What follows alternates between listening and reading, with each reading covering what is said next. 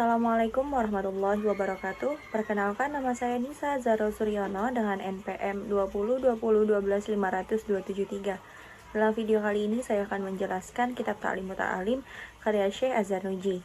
So, here we go. Ta'lim Muta'alim merupakan sebuah kitab yang monumental yang dikarang oleh seorang ulama besar yang bernama Burhanuddin Al-Islam Azhar Nuji. Tidak ada kepastian mengenai tempat dan waktu dilahirkannya beliau. Namun terdapat dua pendapat mengenai wafatnya beliau. Pendapat pertama mengatakan bahwasannya beliau wafat pada tahun 1195 Masehi dan pendapat kedua mengatakan bahwasannya beliau wafat pada tahun 1243 Masehi. Dalam kitab Ta'lim Muta'alim membagi ilmu pengetahuan menjadi dua macam, yang dibagi menurut kebutuhannya, yaitu ilmu yang hukumnya fardu ain dan fardu kifayah. Dan beliau mengatakan bahwasannya peserta didik agar sebelum belajar maka dia harus memilih ilmu, yaitu ilmu yang terbaik bagi dirinya, ilmu yang terbaik bagi agamanya. Baru dia bisa memilih ilmu-ilmu yang ingin dipelajarinya. Dalam kitab Ta'lim Muta'alim juga terdapat akhlak yang harus dimiliki oleh peserta didik, terutama akhlak kepada ilmu dan guru. Bahkan di dalam kitab ini terdapat bab khusus yang menjelaskan bagaimana cara menghormati ilmu dan guru. Bahkan menurut beliau, seorang murid tidak akan memperoleh ilmu kecuali apabila dia menghormati ilmu dan gurunya. Dan ilmu akhlak adalah termasuk ilmu hal yang paling penting, yakni hukumnya fardu ain. Terdapat beberapa pasal dalam kitab Ta'lim Muta'alim. Mari kita masuk ke pasal yang pertama, yakni hakikat ilmu fikih dan keutamaannya. Perlu diketahui bahwa kewajiban menuntut ilmu bagi muslim laki-laki dan perempuan ini tidak untuk sembarang ilmu, tetapi terbatas pada ilmu agama dan ilmu yang menerangkan cara bertingkah laku atau bermuamalah dengan sesama manusia. Sehingga ada yang berkata, ilmu yang paling utama ialah ilmu hal, dan perbuatan yang paling mulia adalah menjaga perilaku. Yang dimaksud ilmu hal adalah ilmu agama, seperti sholat.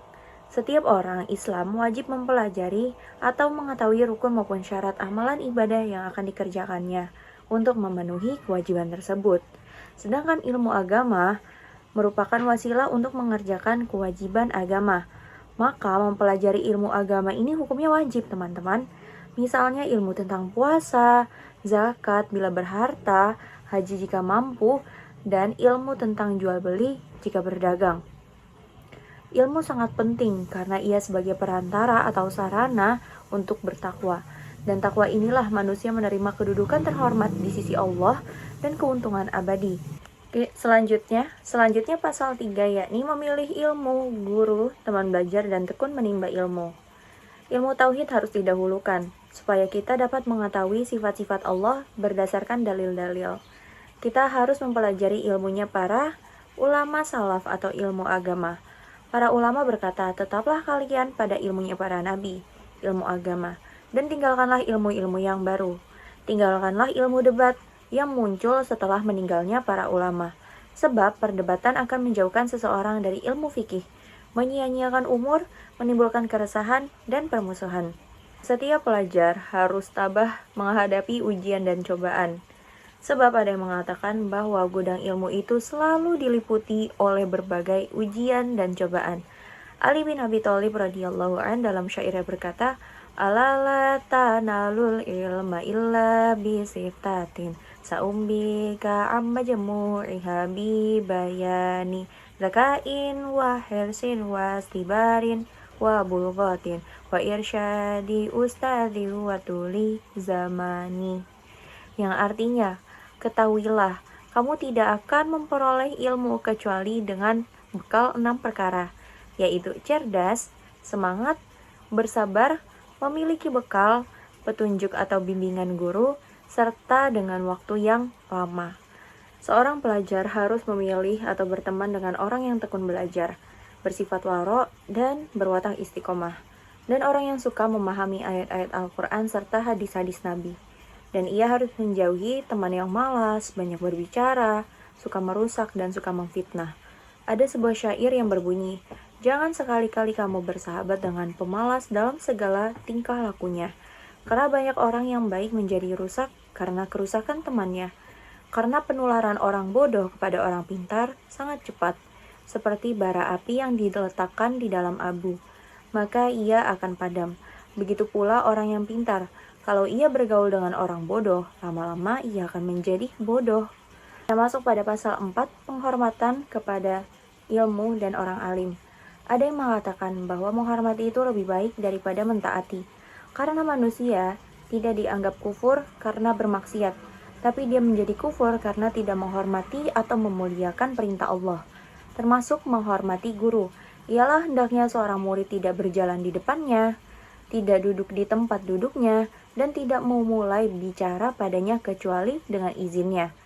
Hendaknya tidak banyak bicara di hadapan guru, tidak bertanya sesuatu bila guru sedang merasa capek atau bosan, harus menjaga waktu, jangan mengetuk pintunya, tapi sebaliknya, menunggu sampai beliau keluar. Oleh karena itu, seorang murid tidak boleh menyakiti hati gurunya, karena belajar dan ilmunya tidak akan diberi berkah.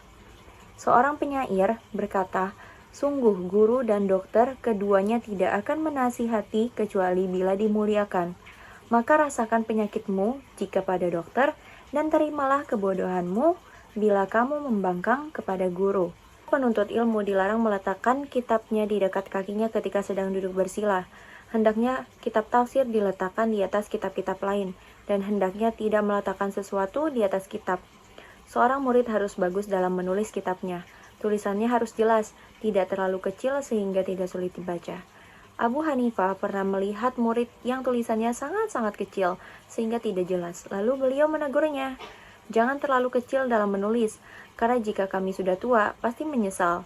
Dan bila kamu mati, kamu akan dimaki orang yang melihat tulisanmu. Termasuk menghormati ilmu adalah menghormati teman dan orang yang mengajar. Para murid harus saling mengasihi dan menyayangi, apalagi kepada guru, supaya ilmunya lebih berfaedah dan lebih berkah. Murid tidak patut duduk di dekat gurunya ketika mengaji, kecuali dalam keadaan darurat. Tidak sepatutnya ada jarak antara murid dan guru, kira-kira sepanjang busur panah. Hal ini semata-mata untuk menghormati guru. Murid harus meninggalkan akhlak yang tercela, karena akhlak tercela itu ibarat anjing yang samar. Rasulullah Shallallahu Alaihi Wasallam bersabda, yang artinya malaikat tidak mau memasuki rumah yang ada gambar atau anjing. Padahal manusia belajar itu melalui perantara malaikat. Kita masuk dalam pasal 5, yakni tentang kesungguhan dalam belajar, ketekunan, dan cita-cita.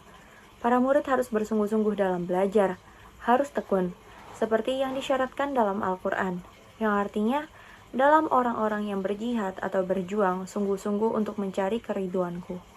Maka benar aku akan tunjukkan mereka kepada jalan-jalan yang menuju keriduanku. Dikatakan, barang siapa yang bersungguh-sungguh mencari sesuatu, tentu akan mendapatkannya. Dan siapa saja yang mau mengetuk pintu dan maju terus tentu bisa masuk. Murid tidak boleh banyak tidur pada malam hari, seperti yang dikatakan dalam syair. Kemudian itu akan tercapai menurut kadar kesengsaraan. Barang siapa ingin mencari kemuliaan, maka harus meninggalkan tidur malam. Kamu ingin kedudukan tinggi, tapi kamu enak-enak tidur pada malam hari, padahal orang-orang yang mencari permata pun harus menyelam ke dalam lautan. Derajat yang luhur itu seiring dengan cita-cita yang luhur. Orang yang memperoleh kedudukan tinggi karena ia berjaga malam. Aku tidak tidur di waktu malam. Ya Tuhanku, demi mencari keridhoanmu, ya Tuhan, yang menjadikan seorang menjadi Tuhan. Siapa ingin kedudukan tinggi, tapi tidak mau kerja keras, itu artinya dia menyia-nyiakan usia. Mengharap sesuatu yang mustahil, maka tolonglah kami, ya Allah, dalam mencari ilmu, dan tempatkanlah kami ke puncak kedudukan yang paling luhur. Para murid harus menggunakan waktu malam untuk belajar dan ibadah, supaya memperoleh kedudukan tinggi di sisinya. Para pelajar harus memanfaatkan masa mudanya untuk bersungguh-sungguh dalam menuntut ilmu. Perhatikan terjemahan syair di bawah ini. Dengan kadar kerja kerasmu lah, kamu akan diberi apa yang menjadi cita-citamu. Orang yang ingin sukses harus sedikit mengurangi tidur malam. Gunakan masa mudamu sebaik-baiknya, karena masa muda adalah kesempatan yang tidak akan pernah terulang. Modal paling pokok ialah kesungguhan. Segala sesuatu bisa dicapai asal mau bersungguh-sungguh dan bercita-cita luhur. Ilmu yang bermanfaat akan tetap dikenang sekalipun orang yang berilmu itu telah wafat. Karena ilmu yang bermanfaat itu sifatnya abadi. Syekh Mursinan berkata dalam sebuah syair, yakni orang bodoh hakikatnya mati sebelum mati, dan orang yang berilmu tetap hidup sekalipun mati. Sekian yang dapat saya jelaskan beberapa pasal yang terdapat di dalam kitab Ta'lim Muta'alim. Terima kasih atas waktunya, dan wassalamualaikum warahmatullahi wabarakatuh. Bye-bye.